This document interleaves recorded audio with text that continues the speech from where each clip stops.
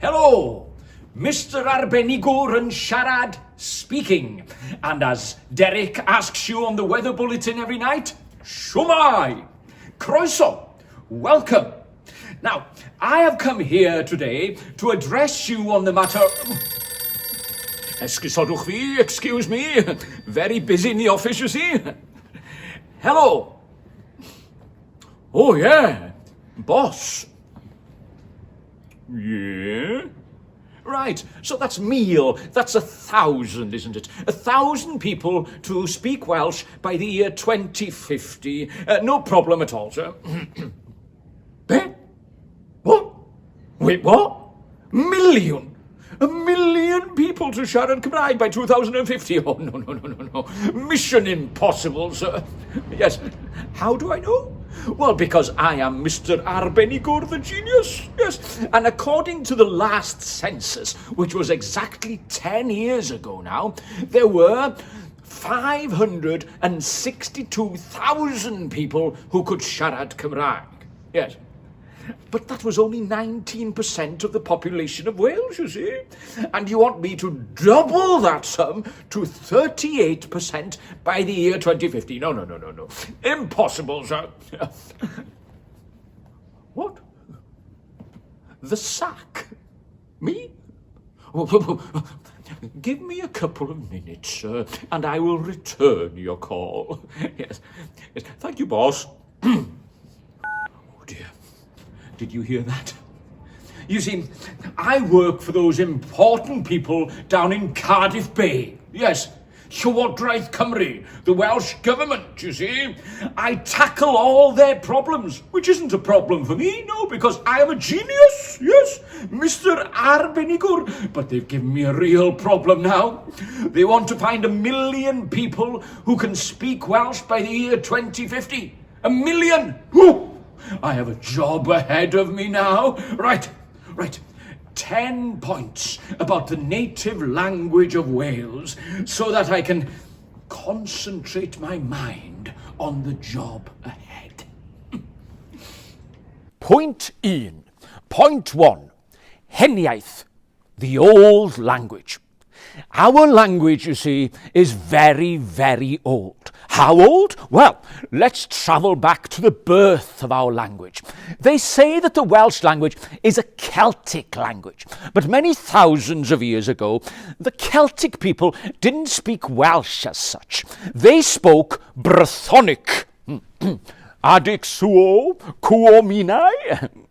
What does it mean? I don't know, but it is Brythonic, you see. Yes, and the Brythonic language was one of a family of Indo-European languages. And also in this family was the Celtiberan language of Spain, España, hola, and the Lepontic language from Italy, Italia, see? And the Galactic language. No, not from Star Wars, but from Turkey, yes. Have you heard of these languages? No, because they're dead, you see. They're long gone. They're not a Mawhyd, as we sing. But here on the islands of Britain, 2 languages survived for a long, long time. The Goidolic language and the Brythonic language. Now, the Goidolic language in time transformed into the Gaelic language of Scotland. It also morphed into the Manx language of the Isle of Man, and finally into the Gaelic language of Ireland. Conas y Tatu, Tommy Gomor. At the same time, the Brythonic language transformed into the Breton language of Brittany in France, you see, Kenavo, and also into the Cornish language of Cornwall, and most importantly for us, it morphed into yr iaith Gymraeg, our Welsh language. Yes, all of this happened around 1,500 years ago, which means, you see, that our language, Cymraeg, is a very, very old language. Yes. Point 2. Point 2. The Act of Union 1536. Now, back in the 16th century, more or less everybody in Wales spoke Welsh, you see. Yes, from nobleman to maid, from poet to peasant, they all spoke Cymraeg. But in the year 1536, something very important happened, and a big man was central to the story. Yes, King Henry VIII, the King of England, proclaimed his Act of Union. You see, King Henry VIII wanted to make two totally different countries, Wales and England, into one entity together. And he wanted one language and one language only to be spoken in these countries, and that language was, yes, English. In fact, he proclaimed in his Act of Union, no person that uses the Welsh speech or language shall have or enjoy any manner of office or fees within this realm. Wow. Could the people of Wales speak English at the time? No, they could only speak Cymraeg, you see. Yes, but the important people in Wales, the noble men and women, decided to pay to learn the English language so that they could get on in the world under King Henry VIII. Yes, and one day they all said, Hwyl fawr, ta-ta, forever, to their native language, and hello, how do you do, to the English language. And they spoke in English from then on, you see, to get on in the world under Henry VIII. So, the Act of Union of 1536 was a great threat to the survival of our language. Point three, the translation of the Bible into Welsh. Now, in the age of Henry VIII, and indeed in the age of his daughter Elizabeth I, most of the people of Wales went to church on a Sunday. Now, all these people spoke Cymraeg, Welsh of course, but the services were either in English or Latin, and the Bible was in Latin, and they didn't understand a word. Well, that wasn't much use, was it? Cue the Bishop William Morgan. After 10 years of hard graft, he succeeded in publishing the entire Bible in Welsh by the year 1588, which meant that the people of Wales could go to church every Sunday and listen to a standard form of Welsh, you see. Yes, and now they could converse with each other and understand each other perfectly. Because back then, like today, maybe the people on the other side of the mountain in England or Wales spoke in a different dialect. Oh, in Wrexham, you'd say, ene. Yes. Down in Pembrokeshire, you'd say, Wesgley. In the Swansea Valley, you'd say, mana monkey. And you'd say, raslas bach amawr Bangarai in Bangor. But because William Morgan had now given us a standard form of Welsh, everybody could understand each other. And that was before pobl had come on the television even. Yes, not good, isn't it? So, Bishop William Morgan's Bible united our country linguistically and saved our language, more or less. Now, by the 19th century, education in Wales was growing from strength to strength.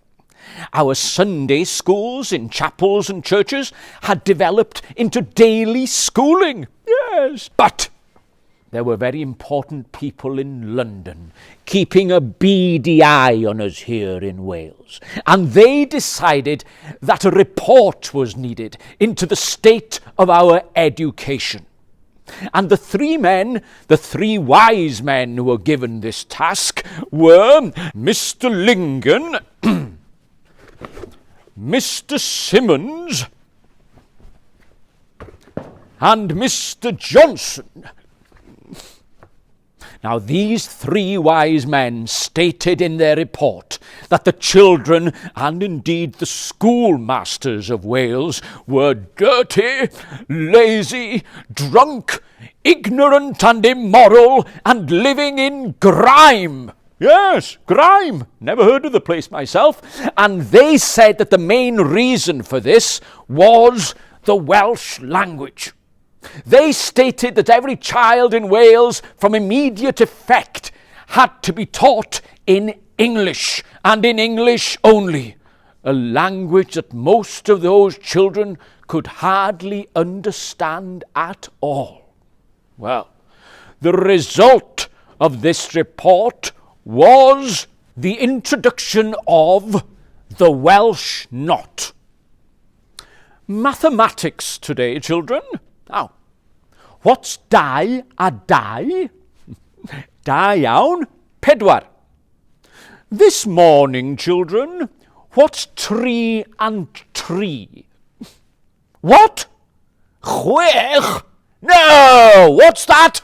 A 3 and a 3 are 2 trees. Come here, boy. Yes, you.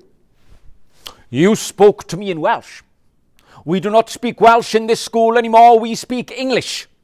You will wear the Welsh Not.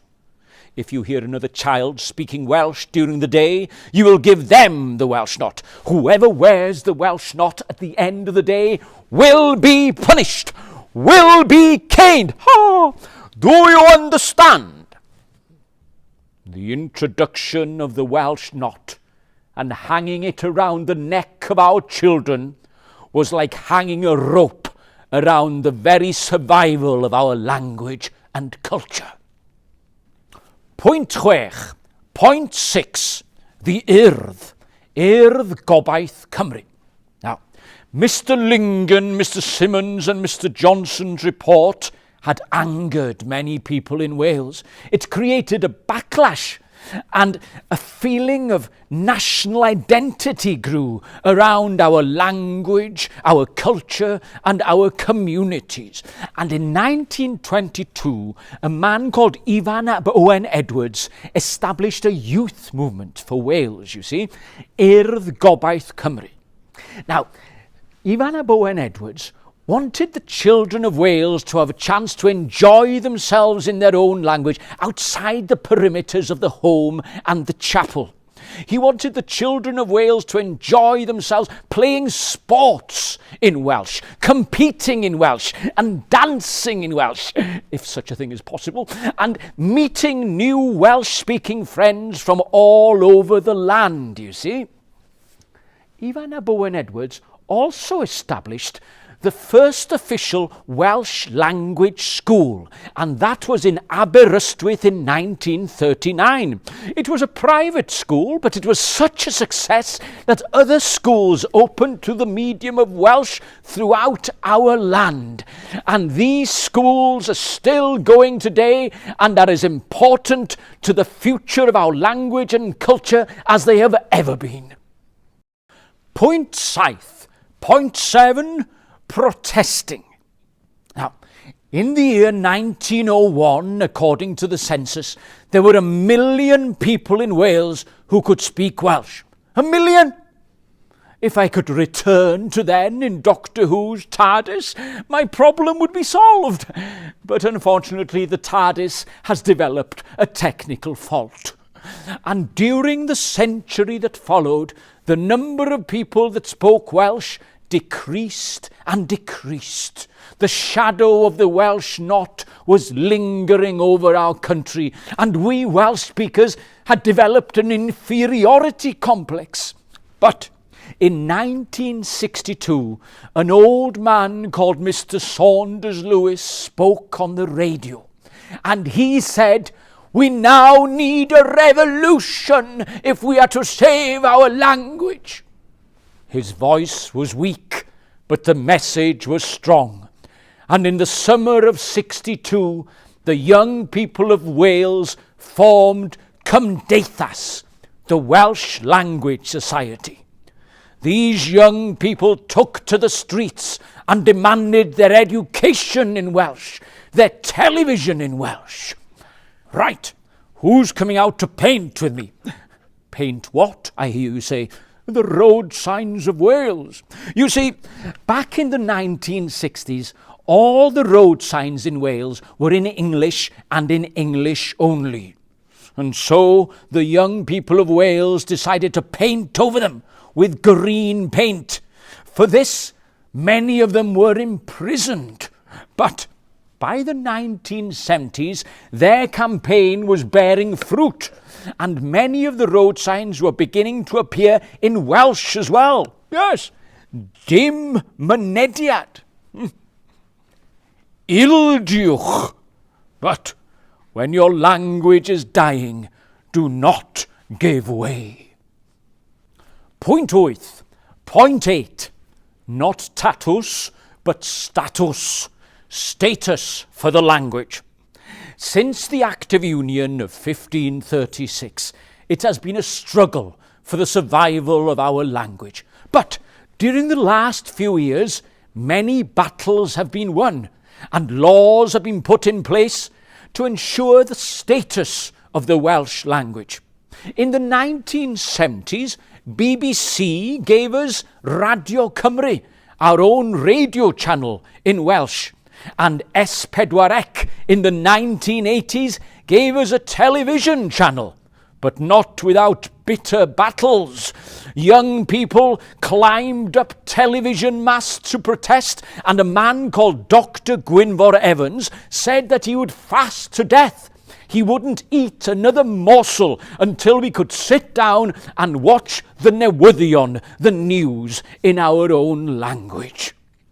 With protest came the protest songs, popular artists like David Iwan and Mike Stevens, and in the 1990s, bands like the Super Furry Animals and Catatonia took our language to the far-flung corners of the earth and sang in Welsh. And who can forget the heady summer of 2016 and our Welsh national football team reaching the heights in the Euro competition with diolch emblazoned on their shirts, and the whole wide world becoming aware of our language and its status on every field. Point 9, y dysgwyr, the learners. Now, we are all learners throughout our lives, of course, but during the last 50 years, you, the learners of the Welsh language, have become the silent heroes of our nation.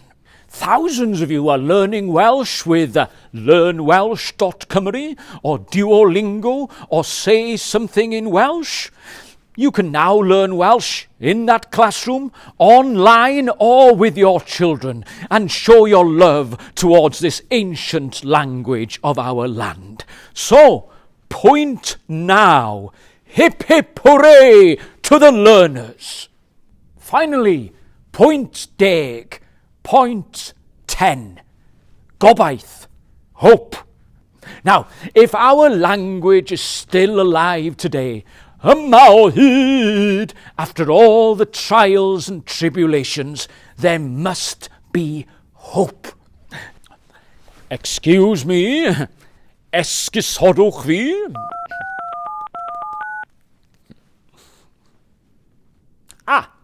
Hello, boss. Mr. Arbenigwr yn siarad speaking. Now, 1 million people to speak Welsh by the year 2050 is what you said, wasn't it? Yes. Well, with the help of the Welsh nation, sir, anything is possible. Yes. Hwyl fawr. And hwyl fawr to you too. Daliwch ati.